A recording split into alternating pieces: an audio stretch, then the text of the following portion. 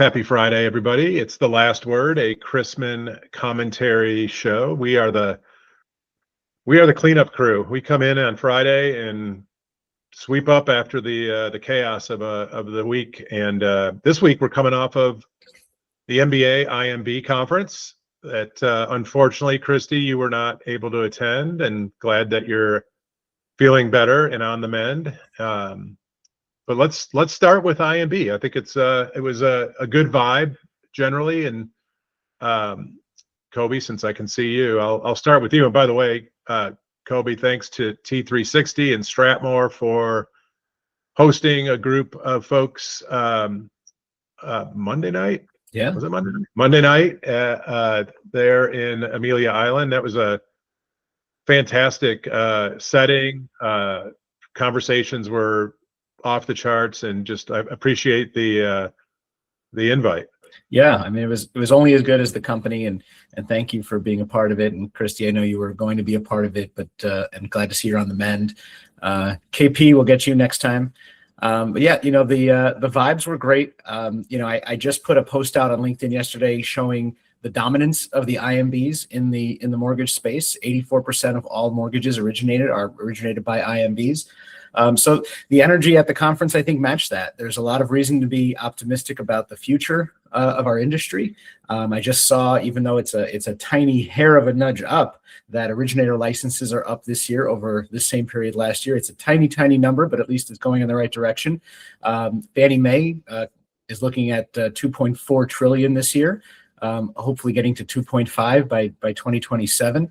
So there's a lot of reason for optimism. The conference always brings in people that are passionate about the industry, that love the industry. I got to see a lot of people that had never been to that conference before, so that's always a good sign when people are wanting to get themselves out there. The only complaint was the weather. We could have done with a little bit, about 10 or 15 degrees warmer. But other than that, they did a great job, and we had a lot of great conversations. And we've got the co-chair of the event on with us, so I'll shoot it over to KP. Yeah, before you go, I'll just say this about the weather. I'm a conference guy that likes the content, likes the sessions, and loves the meetings. And the weather played a role in full rooms.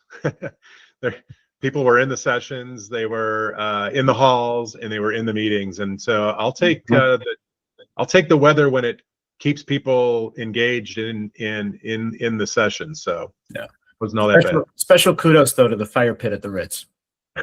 Yeah, right on. Yeah, co-chair. Yeah, I would say, it was funny because I was messaging with Christy as I was flying in, and she's like, "Oh, I'm not feeling well." I'm like, "No, like you're at every show, so we missed you." But to Brian's point, it was I was at every session. So like I don't know if I've ever all the way to the end. All the way to the end. Thank you. All the way to the end. So and then and I actually stayed just a smidge longer than you because you had to go take a call at the airport, right? And but we linked up later. Sorry, I missed you when we got off our connection. But I think Kobe hit a lot of high points. I think LinkedIn's kind of funny because it shows the power of social media because people shape the narrative. And so depending on who you're connected to and your echo chamber or what you like, that the algorithms feedback to you will determine a lot of what you think is going on in our industry. But then you go to a show like this and you realize there's just a tremendous amount that the Mortgage Banker Association does. I mean, they are a massive organization for a reason, right? Like your panel, Brian. I mean, talk about your panel. Just that one panel alone. No one talks about online except you, by the way. And all anybody wants to talk about is credit reports, which is a hot topic. But I loved your session. It was like the second to last session, and I thought it was one of the best ones. And there was I think I counted there was 17 of us in the room. Yeah, that was the disappointing part, but we're gonna figure out how to get the content that we delivered live and repurpose it across the interweb. But yeah, it was, the last day of any conference, especially it's tough in terms, you got people that are exiting the night before, late in the evening, or catching It's not direct easy flights. to travel there, No, right? Like it's just that's No, right. that is not. not an easy place to get to, but it's Yeah. pretty. And Brian did it twice in 3 weeks. Yeah, exactly. Now, no more Amelia Island for a decade, please. Check. So our panel was on compliance.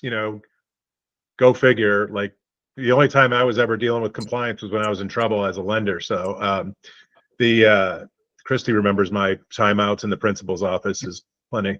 I moderated a panel. We had Sheila Oliver, who heads up the DFSI, which is the California regulator of lenders, non-bank lenders in particular.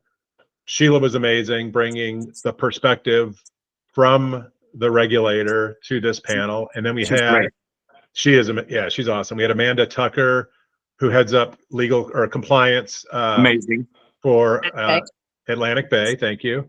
And Judith Tribble heads up compliance for Lakeview Loan Servicing.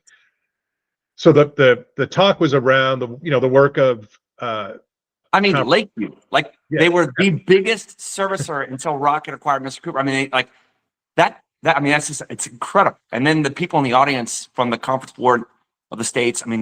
Geez, it was for a small, for a small audience. The content was pretty meaty, and I thought the engagement after the planned session was as compelling as during. So anyway, we thank those three for being on the panel. We thank the 17 of you that stayed over and were in the audience, and we're going to figure out how to share it out to those that had to leave early, because I think it's a message that everybody needs to hear. So, and before we pivot off of that, because I got a good segue, Kai, if you're out there, you can drop that link for our audience. So this Monday at 1 p.m. Eastern, Mizmo's hosting a webinar on the Innovation Investment Fund, IIF. And, there's a lot of questions about who's Mizmo, what do we do? And a lot more questions around, what's this IIF? What's this investment from a lender perspective? So we're going to go deep in it. We've got 6 lenders joining us. We have Bob Brokesmith, kind of kicking us off with an overview. And then we're going to have Chris McEntee from ICE/MERS, who is our partner in this, talk about the mechanics. So the link should be out there somewhere. Please join if you want to learn about the IIF and specifically how this investment is paying massive dividends for the industry. Okay, enough of that. Solid. We pay the fee. We've been paying it for over a decade. You just got to pay it. So you know what? If you're gonna say that you're built for originators, by originators, whatever. You know what I'm saying. By for, and it's By trademarked. So if anybody has it, just take your content down so they don't send you a cease and desist letter. That's like a trademark. If anybody out there, wink, is using that, you better take it down. Come on. But that my T-shirt order. that tagline, that slogan, that mission statement, if you will, is really what Mizmo is all about, right? And so PRMG has been a long-time loyal investor in the industry. KP's on the board of Mizmo. And one thing, KP, I want to share is that, by PRMG, by investing in Mizmo, is supporting the entire mortgage ecosystem, but specifically supporting a segment of the industry that's pretty much underrepresented when we talk about standards, and that's the mortgage broker community. And I just want to thank you, KP, and your team for supporting brokers through your investment in Mizmo. Kudos to you. Hey, thank you, Presidente. Right on. Okay. Okay. Do we want to put a bow on the IMB? Anything else for that? Food was good. Well attended. Over 700 people attended that were registered, and that's with some people. There are about a dozen or so people that just couldn't make it last minute, and I would say most of them were sick. Yeah. So I was supposed to share the non-QM panel at 8:30 on the last day with Craig Ungaro, COO of Andy Mac. He was trying so hard to make it. Susan Milazzo, she came down with something, but we held court. with Paul and Ike and I for the CMBA.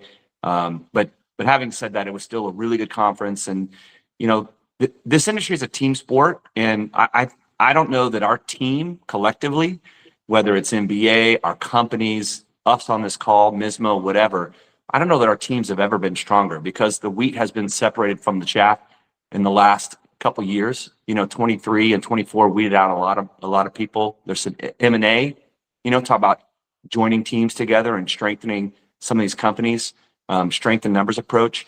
So, I really like where the industry's at kicking off this year. And, just as a note, I highlighted on my LinkedIn video last night, but January issuance of MBS was up 20% versus last January. And so the $2.2 trillion that the MBA is saying the entire industry will do across all loans, is only an 8% increase from last year. And January was 20. And so I'll just say that I think because rates were considerably higher January, February, and March, and they really started going down I would say in July after the jobs report. But this first quarter is where we can really see, if you've projected growth for the year, I'd say about 35%, maybe 30%, some of that range of your yearly projected growth should come in Q1 because the comps were low last year. And it doesn't feel like that because January and February are typically seasonally slow. We had Winter Storm Fern, that's kind of keeping people from looking for houses. But anyway, good start to the year for the industry. Yeah, I think the way we're sliding into this volume is really good for the capacity, right? We're not having to spike up, and it's a nice kind of smooth transition out of Christy, 25. talk to us. You were going to say something.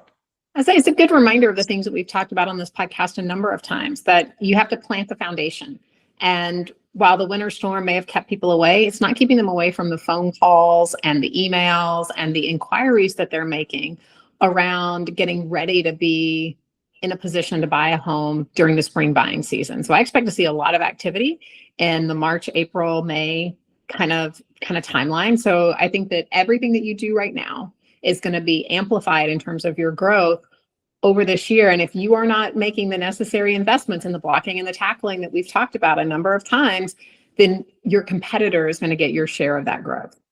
Yeah. What's the adage that the spring selling season starts after the Super Bowl? So we're That's this weekend. So yeah. So we're 48 hours from there. I'm just so enthused by not just the conversations that I had at the IMB, but just seeing whose hands the business is in now. We've got people that are, committed to the business. It's almost taken, I wouldn't say entirely out of the bank's hands, but this is not a big bank business anymore. This is an IMB and broker business, and kind of the way that it should be. And the people that really care about the business, that really want to drive innovation and drive these discussions. And they're not strictly looking at mortgage as one of like 9 products that's being sold. So I have that reason to be super optimistic about it. When you have the leaders in our business that are solely focused on, how do we make mortgage the something that is the core principle of or the core part of our business, and then how do we start to vertically integrate out of it? But it's not about bringing in checking accounts and savings accounts and CDs anymore. It's about thinking about how do we lower the cost to manufacture, how do we drive customer engagement, how do we create a frictionless customer journey. All of those conversations that we should have been having all those years, we seem to be having now. And I just think it's ours to lose at this point. Toby, you almost said make mortgage great again, and you stopped yourself short. You just couldn't do it. I did. I didn't want a copyright infraction. Nobody wants to do that. But don't you agree, KP? Aren't we in good hands now? Like I said, I think this is the strongest any of our teams have been as an industry in a long time, and we're on some solid footing. And refinance business is here. It's here to stay because the lock-in effect is not zero. People truly, certainly at 3% and under, are not selling as much. The 4% range is loosening up a little bit, and that 4 to 5 is loosening up even more. And so you're seeing some existing homes go on the market. It's why listings are at the highest rate they've been since pre-COVID, and that's a sign of a healthy market. When you see more listing data, that's a good thing. Like, we're still woefully undersupplied and underlisted. And so from a macro perspective, we're in a good spot with rates at 3-year lows. And I didn't look today, but the 10-year Treasury dipped back under and closed under 420 last night. And I call it the Elon line, but some people call it the Snoop line. But rates are in a good spot. We're in a good spot, and home equity lending is going to continue to take off. Refinance business is easy, it's quick, it's efficient, it's got good margin, and so it's good to see profitability come back for those lenders who have put themselves from a price and structural standpoint, doing the blocking and tackling, like Christy said, to capture a lot of refinance business. I see these videos, talking about like the boom isn't coming. You don't need a boom. You need more business compared to the capacity that you have or that the industry has. And refinance business is, according to the MBA's January figures, it's be $780 billion in refinance business this year, and we're on pace to do that. So we're in a very good spot. It's just an abundance mindset. There's plenty of business for us to go out and get. I agree. What's interesting is seeing how the business has shifted in terms of how people are getting business. And because I can't go through LinkedIn, Facebook, Instagram, not really on TikTok, but you can't go through any of those platforms without seeing originators out there trying to get out the message of, what it means to get a mortgage, when is the right time to refinance. And you can see that that's being rewarded, right? I've watched the followers. I mean, Brian, you do a great job of this for industry leaders and in tracking and seeing how their audience has grown and their engagement has grown over time. And I'm seeing the same thing for originators, right? Like as they do this, they are being rewarded. They're being connected and reconnected to their customers because they've made friends with them and they've connected with them on Facebook. And when they put out this content, it really lands for folks. It gets them thinking and it gets the phone ringing. And I think that there's a quote from a loan officer that I worked with for many, many years, still friends with. And he said, I'm not an astronaut or a country music singer. So I have to remind people what it is that I do for a living every now and again, right? Yep. And with social media and with the engagement, if you're putting out good content, you are in front of those people. So it's not simply your CRM, set it and forget it, which you absolutely need to do and take advantage of whatever your company is offering or whatever your partners offer or whatever you've set up for yourself. But you need to get out there and be present in terms of connecting with your customers. So make sure that you have a process to connect with them on social during the time that you're engaged with them, helping with them with their purchase. And then continue to put out valuable content so that they stay connected with you and you are top of mind when they're thinking about refinancing. If we want that capture rate to increase, then those are some of the things that we have to do. And we're seeing some of those steps being rewarded. And I would say, like KP, you're a great example of leading with value and being consistent on the platform. So, it'd be amazing to look across all your platforms, like how many eyeballs are consistently tracking your messages. And it's a great lesson, to Christy's point, for loan originators to do the same thing in a different way to a different audience per se, but focus it on a hyper local level. There's still a lot of room on these platforms for valuable content. And I'm with you, Christy. I love watching good loan officers put out good content and not be salesy. And I'm pretty confident they're being rewarded for that. It's a long process. Think about it. Think about your own personal habits. How many emails do you open? Or does your internet or your email provider pull those out into spam or pull them into non-focus? Like on Outlook, there's your inbox and then there's this unfocused group. Well, it goes into that unfocused group.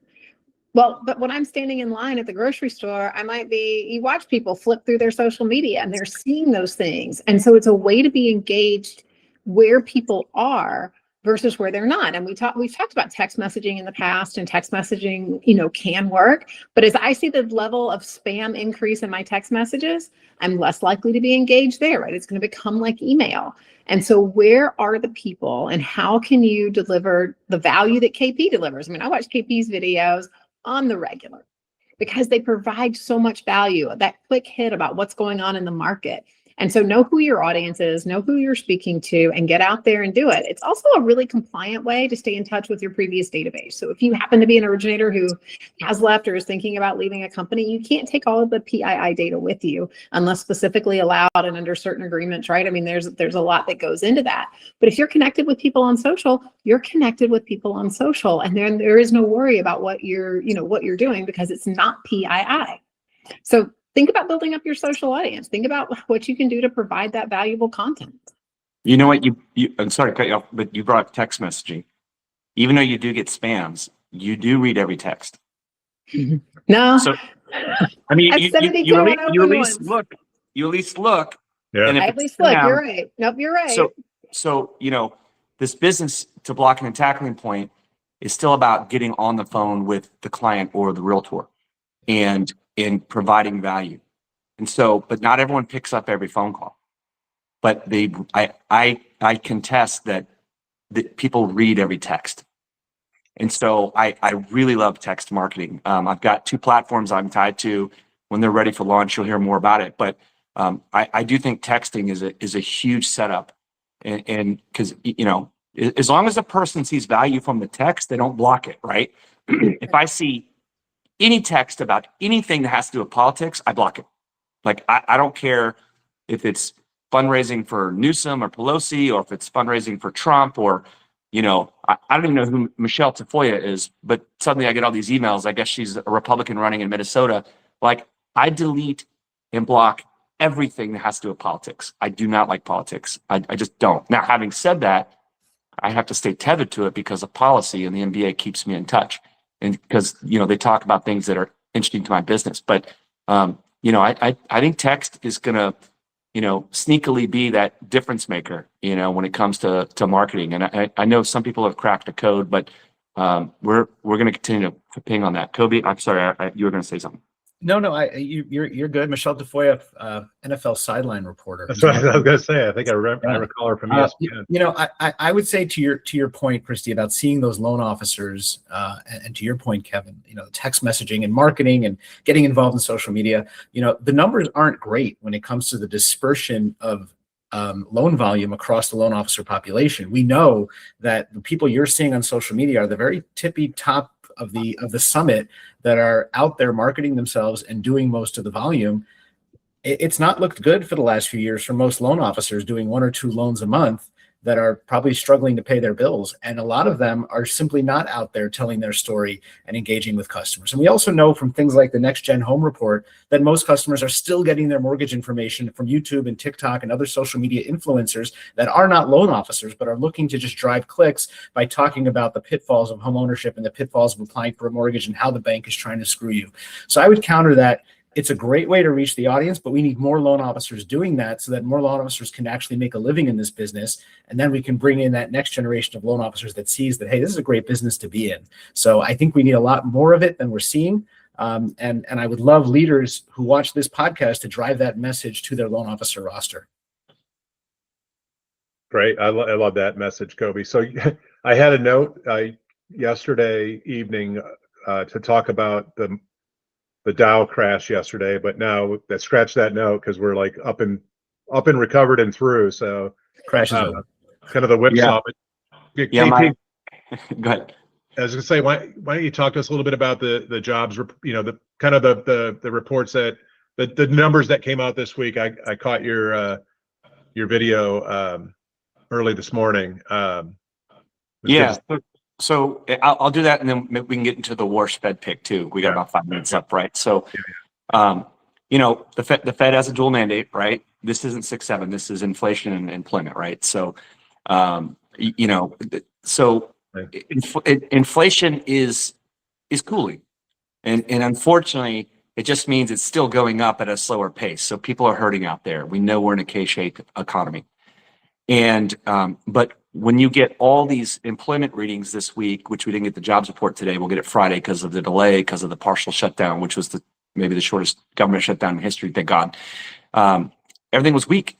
So we know that it's a weakening labor market. So, when the 10-year Treasury was going from 4 over 410, then over 420, approaching 430, everyone's like, oh, we're going to have 7% rates again, and it's going to 5. You know, like just be careful when people take whatever the move is and extend it outwards without like, you know, actually giving you any backup. We closed under 420 yesterday, and rates are in a good spot because labor weakened this week, and we'll see if there's follow through on that weakening when the big number comes out next Wednesday. And so that's still the driver. It's labor over inflation. And what I'll say is the Warsh pick is interesting because, you know, there's a little bit there for everyone. He's been an inflation hawk in the past, but he wants to shrink the Fed balance sheet, which, you know, we've been in this modern monetary policy, modern monetary theory where the Fed and all the central banks around the world have said, well, we need to have a lot on our balance sheet. If we have 20%, let's call it, you know, just under 7 trillion, then, you know, we can, you know, we can have a 28 to 35 trillion dollar GDP. And Warsh is saying that is why we have systemic inflation. So he wants to shrink the Fed balance sheet, which means mortgage-backed securities are not going to get purchased under his regime. It's not going to happen. And he's saying inflation, you know, is because of the Fed. And he was blowing up Chair Powell. Of course, it was the whole board, but having 10 years of zero interest rate policy, having a large balance sheet, and then not cutting the rates quick enough when inflation was running up to 9% and continuing to build the balance sheet is why we have continual inflation. So it is a new approach starting in May. And so they want to have less money on their balance sheet, which he thinks will systemically bring inflation down. Regardless of supply shocks, regardless of wars in Ukraine and Russia and oil and all that stuff, you know, I think it's a new approach. And so if you've ever said abolish the Fed, he's your guy. He, out of all the 4 picks, he's the closest to abolish the Fed that there is. And so we know we can't abolish the Fed. We need King Dollar to reign supreme. But if they're going to shrink the balance sheet and get out of the way, I think we can systemically bring inflation down and see some smooth sailing for the next 5 years. Well, the thing you have to think about with that philosophy is, and we know that anything that the government subsidizes infinitely gets, you know, has a different shift in the economics of it, right? So look at when the government got into student loans, what that did in terms of bringing down the cost of education, right? It brought it down maybe for the individual and made it something that it was affordable, but it drove up the overall price of tuition. And look at how much it costs to send a kid to college this year. So if we see this kind of a shift, it's going to create both intended and unintended consequences in home affordability. So I think that that's something that we have to continuously watch, and we have to be ready to adopt and adapt and pivot and think differently and all the things, like whatever buzzwords you want to throw at it. But we have to look at that and be prepared for what it means for our buyers and how we can best serve them. And a look at what the midterm elections are looking at, because that's going to drive policy. It's going to drive the influence that's had over the Fed and the committee, or at least the perceived influence. So, you know, again, I still think of this pick as something that is, you know, it's a leveraged pick by the administration to an extent. We'll see how this plays out. I think a lot, of course, the labor data, but the policy of shrinking the Fed and shrinking the balance sheet. If you want to see lower rates, that also means that we're going to see a weakened economy. And what does that do for affordability, and what does that do for our industry? So I think there's a lot to look out for in the next few months, and seeing what gets signaled. Well, GDP is up. I mean, in the last year, GDP is like materially up, like at 4.4%. Yep. So the economy is expanding massively while the balance sheet is kind of staying steady. And has shrunk from 9 trillion. Well, my point is that then rates will stay up. Then, if the strategy is just to shrink the balance sheet while the economy grows, then rates are going to stay higher, right? Maybe if labor continues to weaken and inflation continues to come down while GDP grows, that's the soft landing, right? And so, you know, since 23, when they started hiking rates, I mean, got to give Powell and the team at the Fed credit. They have so far engineered a soft landing. I mean, we always have a recession. Their model has always been to break labor, put us into a recession, and that's how we get our way out of it. And I think what Warsh is trying to say is we don't have to put people out of work and go into recession to have a reset. And so I don't know if they can thread the needle, but so far so good. It's been 3 years. Yeah. 108,000 jobs cut in January, though. I know. It's brutal. And except for, healthcare and education, which are largely both government subsidized, there was no growth in labor. And so we'll see if that by the way, the jobs report that comes out Wednesday, we know when the QCEW comes out, later on in the year, we'll look back and go, well, the second half of 25, whoops, we didn't make as many jobs as we thought. And that's not good. But KP, you think that big cut in jobs, that big job loss number, you think that's part of the engineered strategy of the soft landing? Do I understand that correctly? Well, the way the Fed has worked for like 50 years is they need to break labor and get us into a recession to reset, inflation. Inflation, yeah. And what Warsh is saying is, no, inflation is here because we've had ample cheap money and it's flowing everywhere, and the system can't handle it. And so it's an interesting theory to back off of modern monetary theory. And so, but they don't control fiscal policy at the Fed. The government does. So if we continue to spend more than we make, that's inflationary, and that's the biggest driver of inflation. And so if the Fed has less of a balance sheet and it forces Washington to get their house in order, and I don't see it happening in September, 2 months before the election, but at some point something's got to give. We've been talking about saddling our kids and our grandchildren with debt. At some point, DC has to rein in some fiscal responsibility, which is different than monetary responsibility at the Fed. Yeah. Unfortunately, the incentives don't align, right? Politicians want to be able to point to things that they've accomplished, and it takes money spending to do that, and that passes the buck on to the next generation and whoever's at the helm the next time. So, Agreed. But if GDP is growing, which it is currently, you grow your way out of it. And that's the right way to do it. And so hopefully, all these tax incentives that are front loaded the first 6 months of the year on one big beautiful bill, we'll see that fiscal stimulus, which forces the Fed to continue to back off and go, we don't need to do anything here. There's enough government largesse out there. Hopefully it's not waste, fraud, and abuse, which is what we've seen by the tune of, 100 billion or more. We start to root some of that out. But yeah, I'm positive. I'm bullish. Well, that's a good way to move on out into our weekend. KP, Kobe, Christy, always great to catch up with you guys. This was The Last Word, a Chrisman commentary Friday Funhouse show, and we'll be back next Friday. Actually, guys, I'll be on a plane coming back to Michigan, so I won't be joining you next Friday, but I'll watch from 30,000 feet. How's that? I'll be in my car. Perfect. I'll be joining you from right here. There we go. Kobe and Christy, you guys carry the show. KP will do what he does. All right, guys. Have a great weekend. Enjoy Super Bowl weekend. Bye. Yeah. Cheers. So